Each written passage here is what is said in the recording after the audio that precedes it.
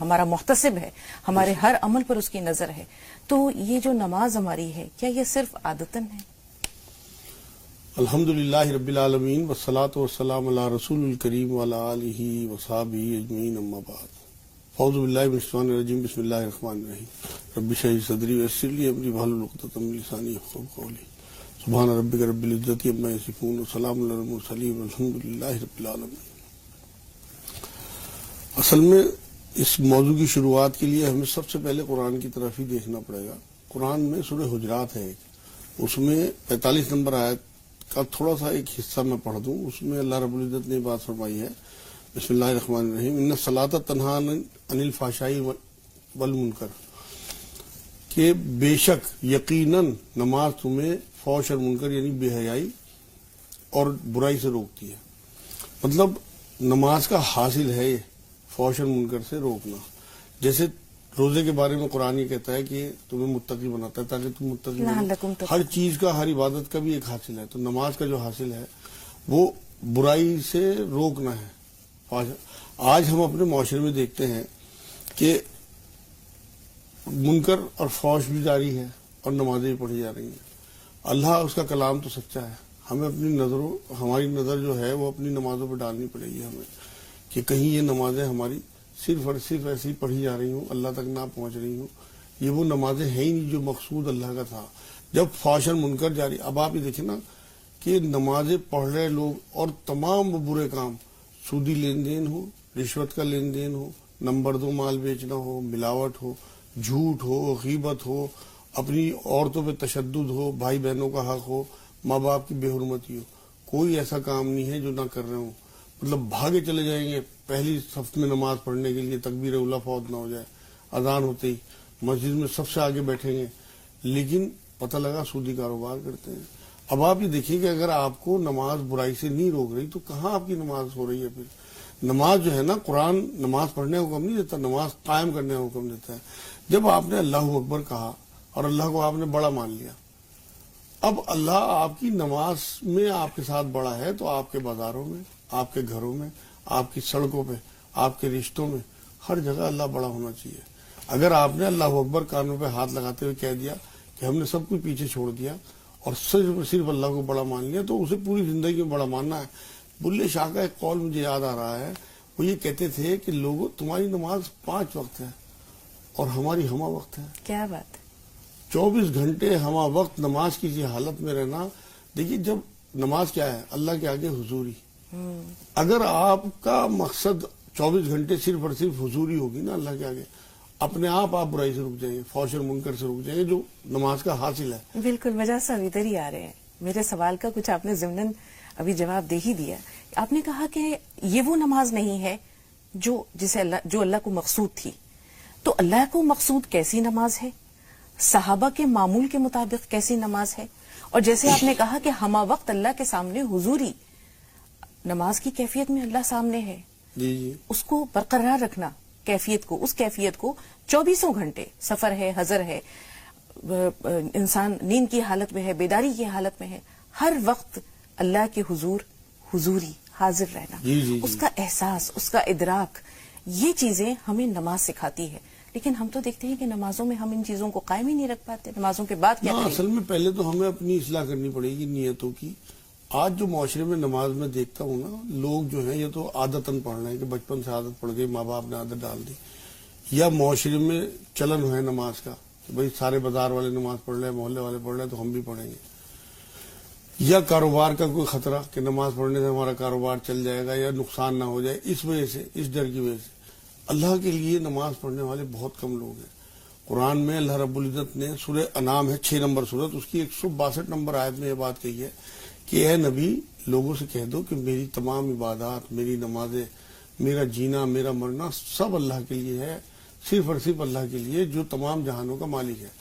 اب آپ یہ دیکھیے کہ اگر نماز آپ کی صرف اور صرف اللہ کے لیے ہوگی، آپ کوئی ناول پڑھ رہے ہوں یا کوئی آپ دلچسپی کا کوئی گیم دیکھ رہے ہوں، آپ کے پیرنٹس بھی آوازیں لگاتے نا، آپ کے کانوں میں آواز ہی نہیں آتی. یہ میڈیٹیشن، یہ توجہ، یہ اخلاص ہے. اصل میں آپ ایک بار اللہ کے آگے حاضر ہونے کا آپ نے تصور کیا، اس کے بعد سب پیچھے رہ گیا. یہ جو تصور تھا صحابہ کرام کے، تو میجر آپریشن ہوئے ہیں نماز کی حالت میں.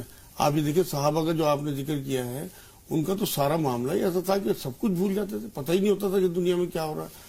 یہ ہے اصل بات کہ ہمیں نماز میں اس کے بعد ہمارا تو حال یہ ہے کہ ہم نیت باندھتے ہیں، جب پتہ ہوتا ہے ہم نماز پڑھ رہے ہیں، سلام پھیرتے ہوئے یاد آتا ہے کہ ہم نماز میں تھے، باقی سارا ذہن ہمارا کہاں رہتا ہے، کچھ بھی نہیں پتہ ہوتا۔ قرآن میں اللہ رب العزت نے سورہ نساء ہے 4 نمبر سورت، اس کی 43 نمبر آیت میں یہ بات کہی ہے کہ جب تم نشے کی حالت میں ہو تو تم نماز کے قریب نہ جاؤ۔ یہ اس ٹائم کے لوگوں کے لیے تھی، جب تک کہ تم لا تقربوا الصلاۃ وانتم سکارى، کہ جب تک تمہارا دل و دماغ جو ہے وہ سمجھنے نہ لگے کہ تم کیا کہہ رہے ہو۔ اب ہم نماز کی نیت تو باندھ لیتے ہیں، پڑھتے بھی رہتے ہیں جو قرآن کی آیت ہے، ہمیں پتہ ہی نہیں ہوتا ہم کیا پڑھ رہے ہیں۔ اگر ترجمہ ہمیں کم سے کم نماز کا ہی ترجمہ یاد کر لیں تو ہمیں پتہ تو ہو کہ ہم اللہ کے آگے کیا بات رکھ رہے ہیں، کیا باتیں اللہ سے کر رہے ہیں، ہمیں پتہ ہی نہیں۔ جب قرآن یہ بات کہہ رہا ہے کہ تم جب تک سمجھنے نہ لگو کہ تمہاری زبان، تمہارا دل، تمہارا دماغ سب ایک ہے، پتہ لگے کہ تم زبان سے کیا پڑھ رہے، تمہارا دماغ سمجھ رہا ہو، تمہارے دل میں بات ہے۔ میں نے دیکھا جو عرب کے لوگ ہیں، ہم وہاں نمازیں پڑھتے تھے ماشاءاللہ، تو امام صاحب کئی جگہ قرآن میں جہاں کوئی ایسی آیت آئی سختی والی تو رونے لگتے تھے، رقت طاری ہو ہاں، جاتی۔ تو آج تو بالکل معاملہ بالکل مجھا صاحب یہی کیفیت جو تھی نا، ہم یہ دیکھتے ہیں کہ کئی درجہ آگے بڑھ کر صحابہ اکرام میں پائی جاتی تھی۔ جیسے آپ نے کہا کہ میجر آپریشن ہو جاتے تھے، ایک صحابی کا واقعہ ہے کہ ان کو گینگرین ہو گیا، کہا گیا کہ بھائی پیر کاٹنا پڑے گا، تو ان سے کہا کہ کب کاٹیں؟ انہوں نے کہا جب میں نماز کی حالت میں ہوں، جب میں نماز کی حالت میں ہوں تم اب میرے پیر کو کاٹ ڈالنا۔ ان کا پیر کاٹا بھی گیا، پٹی بھی باندھی گئی اور انہیں کچھ خبر نہیں۔ حضرت عبداللہ بن زبیر کا حال یہ تھا کہ وہ جب نماز کے لیے کھڑے ہوتے تھے تو ان کے سر پر پرندہ بھی آ کر بیٹھ جاتا تھا تو انہیں خبر نہیں ہوتی تھی۔ لمبے لمبے رکوع، لمبے لمبے سجود، لمبا لمبا قیام۔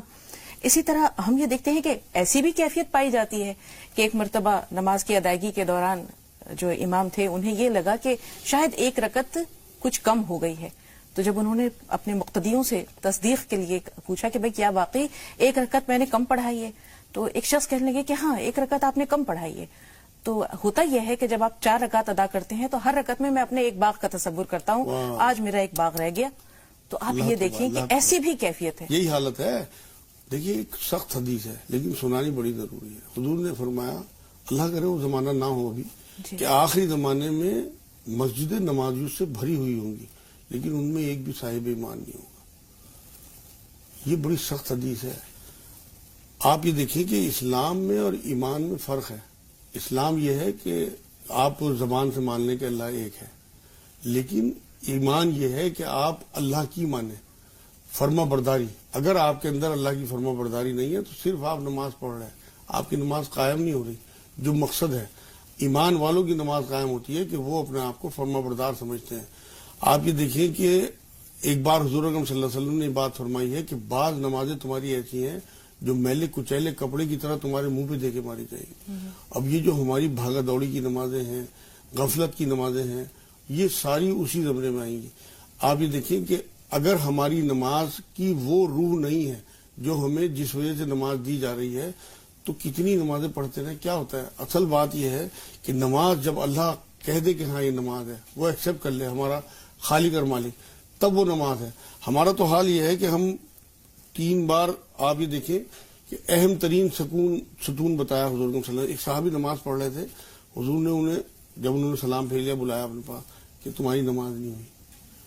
وہ انہوں نے پھر دوبارہ پڑھی، 3 بار پڑھنے کے بعد وہ کہنے لگے اللہ کے رسول صلی اللہ علیہ وسلم آپ پہ میرے ماں باپ قربان ہو، میں اس سے بہتر نماز نہیں پڑھ سکتا۔ تب حضور صلی اللہ علیہ وسلم نے یہ بات کہی کہ نماز کا اہم ترین ستون جو ہے وہ سکون ہے۔ اب آپ یہ دیکھیے کہ ہم اپنی نمازوں پہ اگر نظر ڈالیں تو واقعی کیا ہماری نمازیں سکون کی ہیں؟ ہمیں تو اتنی جلد بازی کی نمازیں، عورتوں کو بھی میں دیکھتا ہوں گھروں میں، مردوں کی بات نہیں میں کر رہا، نہیں ہے، عورتیں زیادہ جھمیلوں میں الجھی رہتی ہیں، پوری امت کا حال یہی ہے۔ مجھا صاحب جیسے آپ نے کہا کہ نماز میں سکون بہت ضروری ہے، اور سکون ہی جو ہے وہ نماز کو یہ بتاتا ہے کہ کتنا پڑھنے والے کا دل لگ رہا ہے اور نماز کی کیفیت کیا ہے۔ حضرت علی کرم اللہ وجہہ سے کسی نے دریافت کیا کہ ہمیں یہ کیسے پتہ چلے کہ ہماری نماز قبول ہو گئی ہے؟ تو انہوں نے بڑا خوبصورت جواب دیا۔ انہوں نے کہا جب ایک نماز کے بعد، ایک نماز کی ادائیگی کے بعد دوسری نماز پڑھنے کو دل چاہے، شوق جاگے، تو یہ سمجھو تمہاری پہلی نماز قبول ہو گئی۔ اب آپ کی اس گفتگو کی طرف آ رہے ہیں مجاز صاحب کہ آج ہم نے مذہب کو صرف رسوم تک مقید کر دیا ہے، نماز کو ایک رسم بنا دیا ہے، مسجدوں تک محدود کر دیا ہے، صرف ہیبٹ رہ گئی ہے۔ ہاں صرف ہیبٹ رہ گئی ہے۔ اب یہ دیکھیں کہ ہماری نماز میں اور دیگر امتوں کی نماز میں فرق کیا ہے کہ ہماری نماز میں قرآن پاک کی تلاوت کی جاتی ہے. کون سا حکم ہے جو قرآن پاک میں موجود نہیں ہے؟ پورا ایک ضابطہ ہے، ایک منشور ہے، زندگی گزارنے کا طریقہ ہے جو قرآن پاک میں اللہ تعالیٰ نے ہمیں دے دیا ہے. اب جب دن اور رات ان آیات کی جس کو کہتے ہیں کہ وہ پڑھی جاتی ہیں، ان کو پڑھا جاتا ہے، تلاوت ہوتی ہے، تو پھر ہماری زندگیوں میں وہ کیوں نہیں اترتا؟ ہم نے اسے صرف نماز تک کیوں محدود کر دیا؟ انہیں اپنی زندگی میں، اپنے معاملات میں کیوں نہیں اتارا؟ کیوں ہم ڈنکے کی چوٹ پر کہتے کچھ ہیں، کرتے کچھ ہیں؟ نماز کے وقت جو ہے ہم بہت متقی اور پرہیزگار ہیں، اور عام زندگی میں ہم روسیا ہیں. اصل میں وجہ یہ ہے کہ ہم قرآن کو ترجمے سے نہیں پڑھتے، ہمیں پتہ ہی نہیں، ہم صرف تلاوت پہ رہ گئے ہیں. آپ یہ دیکھیں قرآن میں 30ویں پارے کے آخر میں ایک سورت ہے سورہ ماؤن، اس کی آخری جو 4 آیتیں ہیں نا وہ ہلانے والی آیتیں ہیں. وہ اس میں سورہ ماؤن کی 4 نمبر آیت میں اللہ رب العزت نے بات کہی ہے، فویل للمصلین، افسوس ہے ان نمازیوں پر. نمازیوں پر افسوس کی آیت آئی ہے، آپ دیکھیے، عام لوگوں کے لیے نہیں. الذین هم عن صلاتہم ساہون، جو غفلت کی نمازوں سے جو غافل ہیں، مطلب غفلت کی نمازیں پڑھتے ہیں جلدی جلدی، یا کبھی پڑھی کبھی نہیں پڑھی. اسی آیت میں آگے اگلی آیت میں فرمایا الذین هم یراؤون، جو ریاکاری کرتے ہیں، مطلب دکھاوے کی نماز پڑھتے ہیں. عمل میں شرک، منافقوں والی حرکت ہے کہ دکھاوا دوسروں کے لیے نماز. اصل میں تو خوشنودی ہمیں اللہ کی حاصل کرنی ہے، لوگوں کو دکھانے کے لیے جو نماز پڑھتے ہیں ان کے لیے یہ بات کہی گئی. اور آخری آیت میں وَيَمْنَعُونَ الْمَاعُونَ، مطلب جو لوگوں کو ضرورت کی چیزیں نہیں دیتے. جب تک آپ کو جو چیزیں اللہ رب العزت نے دی ہیں وہ اگر آپ لوگوں میں نہیں بانٹ رہے ہیں تو آپ کی نماز قائم نہیں ہو رہی. یہ بہت ضروری ہے کہ اللہ کی دی ہوئی نعمتوں کو ان محرومین میں بانٹنا. یہ نماز کا حصہ ہے، لوگوں کی سمجھ میں نہیں آتی کیونکہ ترجمہ نہیں پڑھتے، معلوم ہی نہیں ہے قرآن ہمیں کیا دے رہا ہے. آپ یہ دیکھیں کہ حضور اکرم صلی اللہ علیہ وسلم کی نمازوں کا حال، جب وہ یہ کہہ رہے ہیں جو بھی آپ نے بات کہی ہے کہ نماز میری آنکھوں کی ٹھنڈک ہے. مومن کی معراج کہا، مسلمان کی معراج نہیں کہا. اصل میں مسلمان میں اور مومن میں فرق ہے. یہاں دنیا میں تو ہمارا اسلام چل جائے گا، میونسپلٹی میں گورنمنٹ کی ہمیں جو پالیسیز ہوتی ہیں ان میں فائدہ اٹھانے کے لیے چل جائے، لیکن اوپر اسلام نہیں، ایمان کی ضرورت ہے. وہاں قلبی ایمان، مطلب وہ جو بات کہتے ہیں نا کہ زبان سے کہہ دینا، اقرار باللسان، وہ تو اسلام ہے. تصدیق بالقلب جو ہے نا وہ ایمان ہے اصل چیز. مجھے صاحب انہی 3 آیات کی طرف آ رہے ہیں جن کا بھی آپ نے تلاوت کی اور ترجمہ پڑھا کہ فویل للمصلین الذین هم صلاتہم ساہون الذین هم یراؤون. اب آپ یہ دیکھیں کہ یہ مسلمان تو ہیں ہی نہیں، یہ تو منافقین سے بھی گئے گزرے ہیں. بظاہر مسلمان ہیں لیکن آخر میں آ رہا ہے الذین هم یراؤون. یہ ریاکاری کر رہے ہیں. ریاکاری کرنے والا نفاق میں منافق ہے، اور منافق کا درجہ کیا ہے؟ وہ تو اس سے بھی مشرکوں سے بھی گہرا درجہ ہے. جی، 7واں قرآن کہتا ہے یہ بات. آپ یہ دیکھیں کہ جو اس ٹائم منافق لوگ تھے ان کی ایک بھی نماز فوت نہیں ہوتی تھی. عبداللہ بن ابی کے بارے میں بات آتی ہے کہ وہ بالکل پیچھے کھڑا ہوتا تھا حضور صلی اللہ علیہ وسلم کے، اور سب سے اگلی صف میں، اور کوئی نماز فوت نہیں ہوتی تھی. اور 300 لوگ اس کے ساتھ تو ثابت ہی ہے کہ جو جنگ احد سے نکل کے باہر آئے تھے. تو اتنے لوگ تو تھے نا جو نمازیں پڑھتے تھے، ان کے ہاں تو تصور نہیں تھا نماز نکل جائے، منافقوں کی بھی. ہمارے ہاں تو میں دیکھتا ہوں کہ فجر میں لوگ نہیں ہوتے. اگر فجر میں جو لوگ ہوتے ہیں وہ بھاگا دوڑی کی ایک دم سنتیں پڑھیں گے، آگے امام صاحب تلاوت کر رہے ہوتے ہیں. آپ یہ دیکھیں جو بھاگا دوڑی کی آپ سنتیں پڑھ رہے ہیں، ایک تو آپ قرآن کی آیت کا مذاق اڑا رہے ہیں. قرآن میں اللہ رب العزت نے بات کہی ہے کہ جب قرآن پڑھا جائے تو خاموش رہو اور غور سے سنو تاکہ تم پہ رحمت ہو. آپ اس آیت کی مذاق اڑا رہے ہیں. حضور نے بات فرمائی کہ جب فرض نماز کی اقامت کہی جائے تو اس کے بعد کوئی نماز نہیں ہے، فوراً سلام پھیر کے آپ کو نماز میں. ایک جب آپ گھر سے نہیں پڑھ کے آ رہے تو آپ جلد بازی کی پڑھو گے جلدی سنت ہے. تو وہ ساری چیزیں ان آیتوں میں آ جاتی ہیں، سورہ ماؤن کی جو آیتیں ہیں. 2 کالرز ہیں لیکن ایک چھوٹا سا سوال مجاز صاحب. اول تو نماز نہ پڑھنا، دوسرے جیسے آپ نے کہا کہ افراتفری کی نماز پڑھنا، تیسرا ہے سوال کہ نماز تو پڑھنا لیکن اس کو رسم کی صورت میں ادا کر کے اس کی تعلیمات کو فراموش کر دینا. ہماری بات ایسے، یعنی آج کا جو موضوع ہے یہ ایسے لوگوں سے متعلق ہے جو نماز پڑھتے ہیں، نماز قضا نہیں کرتے، نماز نہیں چھوڑتے، لیکن ان کے نماز میں پڑھی جانے والی آیات کو نہ سمجھتے ہیں نہ زندگی میں اتارتے ہیں. تو ان کا انجام کیا ہے مجاز صاحب؟ اصل معاملہ یہی ہے کہ ایسے لوگوں کے لیے تو اللہ ہی افسوس کہہ رہے ہیں. آپ یہ دیکھیں کہ قرآن میں اللہ نے یہی تو بات کہی کہ ایسے نمازیوں کے لیے افسوس ہے. فویل للمصلین، یہ نمازیوں پہ تو افسوس کہا گیا جب تک آپ کو جس کے لیے آپ نماز پڑھ رہے ہیں اس کی بارگاہ میں کھڑے ہو کے اس کی موجودگی کا احساس نہ ہو تو آپ کی صرف اور صرف نماز عادتاً پڑھی جا رہی ہے، صرف ہیبیچل جیسے ریچول ہوتا ہے کسی چیز کا، کہ آپ کی نماز کی روح نہیں ہے۔ مردہ نمازیں نہیں لے گا اللہ پاک، اللہ اپنے آپ کو حی القیوم کہتا ہے۔ اگر آپ کی نماز میں سے روح نکل گئی، صرف جسم رہ گیا، جسم کو کیا کہتے ہیں؟ لاش، ڈیڈ باڈی، تو ڈیڈ نمازیں تھوڑی لے لے گا اللہ پاک جو اپنے آپ کو حی القیوم کہہ رہا ہے۔ اس لیے میڈیٹیشن کے ساتھ، توجہ کے ساتھ، حضوری کے جذبے کے ساتھ، ہم وقت ہمتن اللہ کو حساب دینے کے حساب سے، ہم نے اصل میں مسئلہ یہ ہے کہ نماز کو صرف عبادات کو سب کچھ سمجھ لیا۔ اسلام جو ہے نا، ایک روایت میں بات آتی ہے کہ 3 فائلیں پیش ہوں گی اللہ کے آگے۔ سب سے پہلے تو شرک کی فائل، وہ کلیئر ہونے کے بعد پھر حق العباد کی فائل، اگر وہ بھی کلیئر ہوگی تب اللہ کے حق کی فائل ہوگی۔ ہمارے حق العباد کا معاملہ یہ ہے کہ ہم نے نمازوں کو تو سب کچھ سمجھ لیا، اصل بات یہ ہے کہ ہمیں معاملات پہ بھی نظر رکھنی ہے۔ ہو سکتا ہے اللہ اپنے حق معاف کر دے اگر ہمارے حق العباد صحیح ہوں، تو ہمیں اپنی نمازوں کو بالکل اس تصور کے ساتھ بازار میں آ جانا ہے، مسجدوں سے، گھروں سے نکل کے، معاملات میں، رشتوں میں، کہ ہمیں اللہ دیکھ رہا ہے، ہمیں اسے کا حساب۔ اور پھر اگلی بار پیشی ہے، اگلے نماز کے وقت میں پیشی ہے، تو کیا منہ لے کر جائیں گے اللہ کے بالکل حضور؟ جو ہم اللہ کے تصور کے ساتھ نماز پڑھتے ہیں مسجدوں میں، وہ اس تصور کو ہمیں باہر لانا ہے اور اپنے معاملات میں اور لوگوں کے حقوق دینے میں اپنا حق چھوڑتے رہیں گے تب اللہ اپنے حق معاف کرے گا۔ صاحب 2 کالر ہیں آپ معذرت کے ساتھ۔ شیخ عقیل بھائی پہلے آپ سے مخاطب ہیں، سوال بتائیے۔